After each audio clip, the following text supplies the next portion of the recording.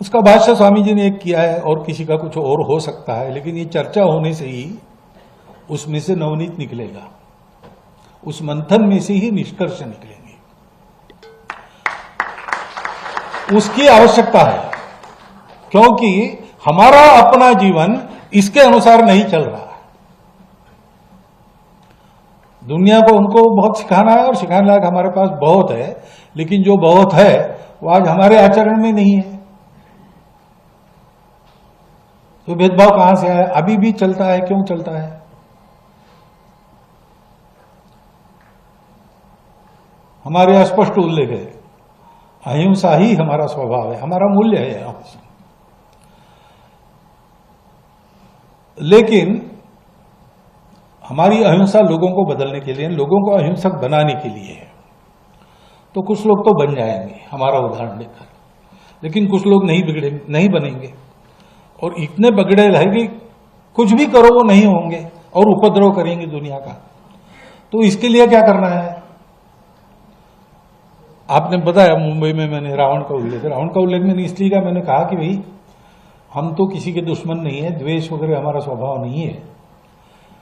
तो रावण का भी जो वध हुआ वो रावण के अकल्याण के लिए नहीं हुआ, कल्याण के लिए हुआ।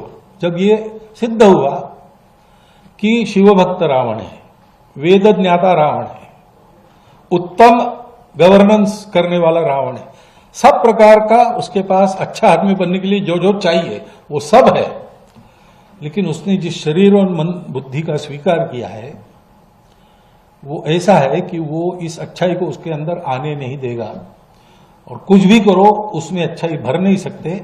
अब उसको अच्छा बनना है तो एक ही उपाय है, उस शरीर मन बुद्धि को समाप्त करके वो दूसरे शरीर और मन बुद्धि को लेकर आ जाए। तो भगवान ने उसका संहार किया। अब उस संहार को हिंसा नहीं कहते, वो अहिंसा ही है। तो अहिंसा हमारा धर्म है। आतताइयों से मारना खाना, गुंडागर्दी वालों को सबक सिखाना, ये भी हमारा धर्म है।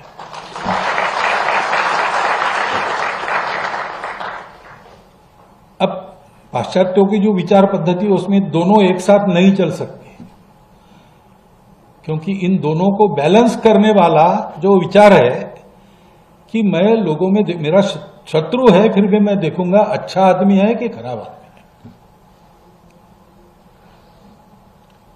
वो बैलेंस नहीं है। शत्रु है या नहीं शत्रु है, वो अच्छा होगा तो भी उसको पूरा मिटा दो। हमारे यहां वो अच्छा है कि नहीं इसको देखते हैं, और कुछ लोगों को थोड़ा दंड देके, कुछ लोगों को ज्यादा दंड देके, कुछ लोगों को दंड दिए बिना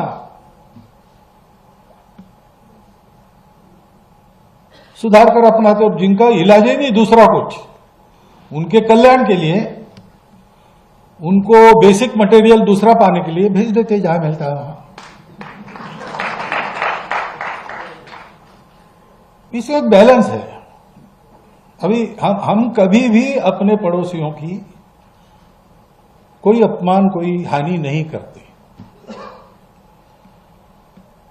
लेकिन ऐसा हम रहते हैं तो भी अगर कोई उतर आए बुराई पर, तो वहां पर अब दूसरा इलाज क्या है? राजा का कर्तव्य है प्रजा की रक्षा करना, राजा अपना कर्तव्य करेगा। दोनों धर्म है। इसलिए गीता में अहिंसा का ही उपदेश है। अहिंसा का उपदेश इसलिए किया कि अर्जुन लड़े और मारे, क्योंकि उस समय ऐसे लोग थे सामने कि अब उनके विकास का दूसरा इलाज नहीं था, तो सब बदल के उनको आना पड़ेगा। ये एक संतुलन रखने वाली भूमिका अपने यहां है, वो संतुलन हम भी भूल गए।